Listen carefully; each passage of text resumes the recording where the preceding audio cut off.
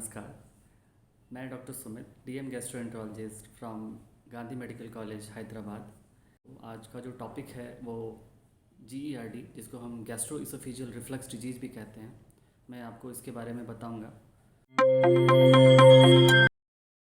तो सबसे पहला क्वेश्चन है, ये जीईआरडी होता क्या है। बेसिकली जब आप खाना खाते हैं तो हमारा जो फूड पार्टिकल्स है, जो हमारा खाना है, वो हमारे खाने के नली के द्वारा पेट में जाता है। और पेट और खाने के नली के बीच में एक सिकुड़न होती है, जिसका काम है कि जो भी हमने खाना खाया है वो पेट से वापस दोबारा खाने के नली में वापस ना आए। लेकिन कई बार क्या होता है कि वो सिकुड़न में कुछ प्रॉब्लम हो जाती है और वो लूज़ हो जाता है, जिसकी वजह से जो खाना पचाने के लिए जो एसिड बनती है पेट में, वो एसिड वापस से हमारे फूड की नली में आ जाता है, और जिससे कि कई तरह के सिम्टम्स लक्षण आते हैं पेशेंट्स में। तो पेशेंट को कैसे पता चलेगा कि उनको जीईआरडी जैसी कोई बीमारी है। तो दो तरह के सिम्टम्स आ सकते हैं। एक सिम्टम्स हम कहते हैं क्लासिकल सिम्टम्स। क्लासिकल सिम्टम्स मतलब पेशेंट्स को जो ऐसे सिम्टम्स जो कि काफ़ी पेशेंट्स में होते हैं, और बेसिकली ये इस बीमारी के लिए स्पेसिफिक होते हैं सिम्टम्स, जो किसी और बीमारी में ये सिम्टम्स नहीं पाए जाएंगे। और दूसरा होता है नॉन क्लासिकल सिम्टम्स, जो कि कई और सारी बीमारियों में भी हो सकते हैं, और साथ में इस बीमारी में भी होता है। तो पहले बात करते हैं हम क्लासिकल सिम्टम्स के बारे में। क्लासिकल सिम्टम्स जैसे पेशेंट को छाती में जलन होने का एहसास होगा, छाती में कई बार चेस्ट पेन भी हो सकता है, और कई बार पेशेंट को खट्टी डकार होगी, कई बार अचानक से माउथ में पानी आ जाएगा, या फिर कई बार जो खाया हुआ खाना होता है वो भी वापस माउथ में आ सकता है। ये सारे क्लासिकल सिम्टम्स हैं। नॉन क्लासिकल सिम्टम्स जैसे पेशेंट को जिन जिन पेशेंट्स को अस्थमा की प्रॉब्लम है, दमे की शिकायत जिसको हम बोलते हैं, तो अगर उन मरीजों में ऐसी कोई बीमारी जीईआरडी हो जाती है तो उसमें ये अस्थमा का सिम्टम्स ज़्यादा बढ़ जाता है। या फिर अगर लंबे समय से ऐसी जीईआरडी के प्रॉब्लम किसी पेशेंट को है, तो ऐसे कंडीशन में उस पेशेंट को कई बार आवाज़ में चेंज आता है, आवाज़ में परिवर्तन आता है। तो इसको हम नॉन क्लासिकल सिम्टम्स कहते हैं। तो अगर किसी पेशेंट्स को ऐसे कुछ सिम्टम्स आ रहे हों, क्लासिकल सिम्टम्स या नॉन क्लासिकल सिम्टम्स, तो ऐसे कंडीशन में हमें करना क्या चाहिए। और जनरली हम क्या करते हैं कि हम दुकान में जा कर के शॉपकीपर से, केमिस्ट से दवाइयाँ मांग लेते हैं और सेल्फ मेडिकेट कर लेते हैं। कुछ टाइम के लिए ऐसे सेल्फ मेडिकेशन से आपको प्रॉब्लम ठीक भी हो जाए, आपकी ये सारी सिम्टम्स ठीक हो जाए, बट प्रॉब्लम ये है कि ये सारी सिम्टम्स आपके किसी और बीमारी में भी हो सकता है, जैसे दिल की बीमारी, हार्ट अटैक जैसी कुछ बीमारियां हैं जिनमें ऐसे सिम्टम्स हो सकते हैं। तो अगर आप सेल्फ मेडिकेट करते हैं तो इतनी भयानक जो हार्ट की बीमारियां होते हैं वो आप मिस कर सकते हैं। तो कभी भी ऐसे सिम्टम्स को इग्नोर ना करें। एंड जब भी ऐसे सिम्टम्स आपको काफ़ी टाइम से आ रहे हो, तो आप ज़रूर अपने नियर बाई फिजिशियन को दिखाएं। जब भी आप फिजिशियन को या किसी अपने फैमिली डॉक्टर्स को ऐसे लक्षण बताएंगे, तो कई बार तो आपके सिम्टम्स को देख कर के ही डॉक्टर बता देगा कि आपको ये बीमारी है, और कुछ दवाइयाँ आपको प्रेस्क्राइब भी करेंगे वो, और जिससे आपको सिम्टम्स में इम्प्रूवमेंट आएगा। बट कई बार क्या होता है कि आपको डॉक्टर बोलेगा कि आपको एंडोस्कोपी कराने की ज़रूरत है। एंडोस्कोपी क्या है, एक दूरबीन का जांच होता है, जिसमें हम मुंह के द्वारा एक दूरबीन डालते हैं और आपका जो फूड की नली है उसको हम देखते हैं और टीवी पे देखते हैं। तो उसमें हम सारा कुछ देखते हैं फूड पाइप के बारे में कि क्या प्रॉब्लम है, क्या डैमेज है। तो वो किन कंडीशंस में हम एंडोस्कोपी एडवाइस करते हैं पेशेंट्स को। उन उन पेशेंट्स में बेसिकली अलार्मिंग सिम्टम्स होते हैं। अलार्मिंग सिम्टम्स क्या है, जैसे पेशेंट का अचानक से वेट लॉस होने लगा, कंसिस्टेंटली वेट लॉस हो रहा है, जबकि आप अच्छा खाना खा रहे हैं, भूख भी अच्छी लग रही है, फिर भी आपका वेट लॉस हो रहा है। या फिर पेशेंट को खाना निगलने में दिक्कत हो रही है, अटक जा रहा है खाना, खाने की नली में ऐसा लग रहा है अटक रहा है खाना, ऐसे कंडीशन में। या फिर कई बार ऐसे लक्षण जो जीईआरडी के जो सिम्टम्स होते हैं, वो सिम्टम्स कई बार 50-55 साल के एज के बाद आ रहे हों, पहली बार आ रहे हों, जो 50-55 साल के एजेड इंसान हैं, आप उस टाइम पे आ रहे हैं, तो उस टाइम पे आपको एंडोस्कोपी कराने की ज़रूरत है। या फिर आपका हीमोग्लोबिन ब्लड ड्रॉप करते जा रहा है, कंसिस्टेंटली ड्रॉप हो रहा है, और जिसका कारण आप पता नहीं कर पा रहे हैं, उस समय भी ये कराना ज़रूरी है। या फिर पेशेंट्स को वॉमिटिंग हो रहे हैं, परसिस्टेंटली आपको कंटिन्यूसली वॉमिटिंग हो जा रहा है और आपको कारण नहीं पता चल रहा है, उस समय भी आपको एंडोस्कोपी कराने की ज़रूरत पड़ती है। तो ये तो रही डायग्नोसिस की बात। अ, अब अगर ऐसी बीमारी हो जाए तो करना क्या चाहिए? ये ऐसी बीमारी है जिसके लिए ज़रूरी नहीं है कि आपको दवाइयों की ज़रूरत पड़े। कई बार आप अपने लेवल पे भी चीज़ें करके ठीक कर सकते हैं बीमारी को। तो अपने लेवल की जो चीज़ें होती हैं वो क्या है?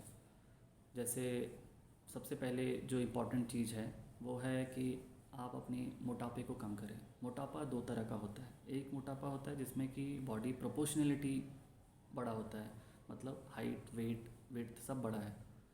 एक मोटापा है जिसमें कि पेशेंट ऐसे तो लीन एंड थीन लगता है, पतला दुबला लगता है, लेकिन उनका पेट निकला होता है, जिसको हम सेंट्रल ओबेसिटी बोलते हैं, और ये सबसे खतरनाक मोटापा कहा जाता है। तो जिन लोगों का ये पेट ज़्यादा निकला हुआ है, मोटापे से प्रॉब्लम है, तो उनको अपना मोटापा कम करना है एक्सरसाइज करके, कार्बोहाइड्रेट रिड्यूस करके, अपनी फ़ैट डाइट रिड्यूस करके। कोई स्पेसिफिक दवाई नहीं होती अपनी मोटापा को कम करने के लिए, और अगर होती भी है तो उन चीज़ों को अवॉइड करें आप। बेसिकली अपने एक्सरसाइज और डाइट को कंट्रोल करके आप मोटापा कम कर सकते हैं। दूसरी चीज़ क्या है, हमारी जो लाइफ है आजकल काफ़ी स्ट्रेसफुल कंडीशन से भरा हुआ है। तो स्ट्रेस एक सबसे इम्पॉर्टेंट कॉज है जीईआरडी के लिए। तो सबसे पहले तो स्ट्रेस को कम करना है। स्ट्रेस को कम करने के लिए आप योगा कर सकते हैं, अनुलोम विलोम प्राणायाम, ये सब जो आजकल टीवी पे आप हमेशा देखते हैं। तीसरा चीज़, हमारी लाइफ इतनी बिजी हो गई है कि हम बिल्कुल टाइमली फूड नहीं खाते, अनटाइमली। कभी रात के 8 बजे खाना है तो आप 10 बजे खाएंगे, ब्रेकफास्ट रात के मॉर्निंग में 8 o'clock खाना है, आप 10 बजे खाएंगे, दोपहर का खाना आप 4 बजे खा रहे हैं। या अनटाइमली फूड बिल्कुल चेंज करना है, आपको टाइम पे खाना है। 8 o'clock in the morning breakfast लेना है, 12 बजे खाना खाना है, 8 o'clock इन द इवनिंग खाना खा लेना है आपको। सेकेंडली, खाना जब भी खाएं एकदम से बहुत सारा खाना नहीं खाना, खाना थोड़ा थोड़ा खाना है, और फ्रीक्वेंसी बढ़ाना है आपको। थोड़ा थोड़ा खाएं, बार बार खाएं, ये हम कहते हैं। दूसरा, जब भी आप रात में खाना खाएं तो 8 बजे खाया तो बिस्तर पे 10 से पहले मत जाइए। कम से कम 1 से 2 घंटे का गैप होना चाहिए खाना खाने और बिस्तर पे जाने से पहले। आप उसमें कुछ भी कर सकते हैं, आप थोड़ा नाइट वॉक कर लीजिए, टीवी देख लीजिए, बच्चों के साथ फैमिली टाइम स्पेंड कर लीजिए। सेकेंडली, कुछ फूड आइटम्स होते हैं जो ये जीईआरडी के सिम्टम्स और भी बढ़ाते हैं। जैसे जिन लोगों को चॉकलेट खाने की आदत होती है उनको बिल्कुल चॉकलेट कट डाउन करने की ज़रूरत है। सेकेंडली, टी कॉफ़ी ये सब नहीं पीना है बार बार। कुछ दवाइयाँ भी होती है जिससे ये सिम्टम्स बढ़ते हैं, वो दवाइयाँ आपको फिजिशियंस बताएंगे। अगर आपको ये सिम्टम्स हो रहे हो तो आप अपने फिजिशियन से बात कर सकते हैं कि आप ये मेडिकेशंस पे ऑलरेडी हैं, तो आपके डॉक्टर बताएंगे। सेकेंडली, कुछ हैबिट्स हैं हमारे जिसकी वजह से भी ये सिम्टम्स और ज़्यादा बढ़ जाते हैं। वो क्या है, जैसे अल्कोहल, शराब जो पीते हैं, सिगरेट स्मोकिंग करते हैं, या तंबाकू चबाते हैं। ये सारी चीज़ें जीईआरडी के सिम्टम्स को बढ़ाते ही नहीं, बल्कि जीईआरडी के सिम्टम्स को इतना हद तक बढ़ा देते हैं कि वो कैंसर का रूप भी ले सकता है। सेकेंडली, और भी कुछ हैबिट्स हैं, लेकिन जैसे आप ऑफिस में काम कर रहे हैं और लंबे टाइम तक बैठे हुए हैं तो उससे भी जीईआरडी के सिम्टम्स बढ़ जाते हैं। तो लंबे टाइम तक नहीं बैठना, बीच बीच में आपको नैप लेना है, थोड़ा वॉक करना है, ज़्यादा टाइट क्लोथ्स नहीं पहनने हैं आपको। देन कुछ फूड्स हैं जिसको खाने से ये इम्प्रूव होता है, जैसे फ्रेश वेजिटेबल्स, फ्रेश हरी सब्जियां खाने, हरे और ताज़े फ्रूट्स लेना, देन मिल्क लेना, और बहुत सारे लॉट्स ऑफ पानी पानी भी पीना है आपको इन सब चीज़ों के लिए। तो ये तो हुआ जो आप अपने लेवल पे कर सकते हैं। जब इन सब चीज़ों से भी ठीक नहीं होता तो डॉक्टर, कुछ दवाइयाँ हैं हमारे पास, वो दवाइयाँ देते हैं हम इसको ठीक करने के लिए। और मोस्टली 80 to 90% पेशेंट्स में उन दवाओं से ये इम्प्रूवमेंट हो जाता है सिम्टम्स। बट कई बार 10% लोगों में दवाओं से सिम्टम्स इम्प्रूव नहीं होते और बीमारी रह जाती है। तो उस कंडीशन में हम कुछ सर्जरीज़ हैं जिसको हम करते हैं, सर्जरीज करके हम उस बीमारी को ठीक करते हैं। एट द एंड मैं ये बोलना चाहूँगा, हम इतना कुछ कर रहे हैं एक छोटे से सिम्टम्स के लिए। हाँ, जैसे छाती में जलन हो रहा है, छाती में पेन हो रहा है, मुंह में पानी आ जा रहा है, खाना वापस से आ जा रहा है, इतना कुछ हो रहा है। तो इस छोटे मोटे चीज़ जिसको हम जनरली इग्नोर करते हैं और हम नहीं जाते डॉक्टर के पास, सेल्फ मेडिकेट कर लेते हैं। तो मैं ये बोलना चाहूँगा, ये जीईआरडी एक ऐसी बीमारी है जिसमें कि इनिशियली अगर ट्रीटमेंट मिला तो ये बिल्कुल ही ठीक हो सकता है। टाइमली अगर ट्रीटमेंट दिया जाए, टाइमली आप डॉक्टर से कंसल्ट करें। बट अगर आप लंबे समय के लिए इन सिम्टम्स को इग्नोर करते रहेंगे, आप इन सिम्टम्स को नज़रअंदाज करेंगे, तो काफ़ी टाइम अगर हो जाता है तो ये कैंसर का रूप ले सकता है। आपकी जो फूड की नली है उसका एक कैंसर भी बन सकता है, और ये जो एक तरह का कैंसर है जिसका आउटकम बहुत ही ख़राब होता है, और ये लाइलाज सी बीमारी हो जाती है, और उस समय कोई भी डॉक्टर आपका ये बीमारी ठीक नहीं कर सकता। तो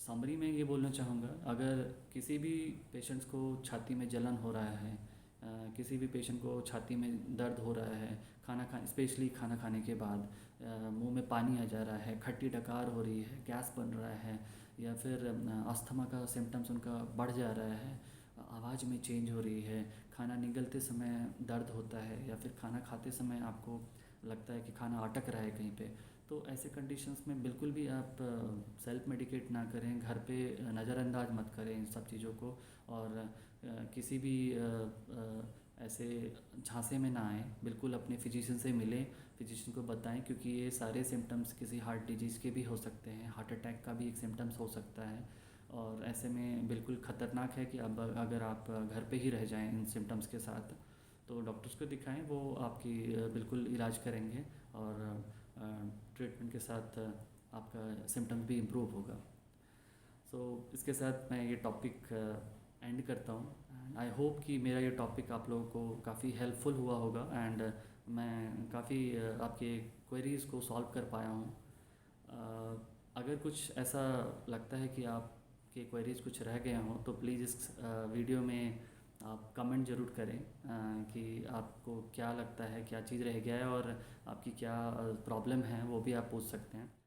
please like this video, also subscribe and also share to your friends and families, so that मैं और भी अगले काफ़ी वीडियोज़ डालूँ पेट की बीमारियों के बारे में, और आप लोगों का हेल्प कर सकूँ। थैंक यू, धन्यवाद।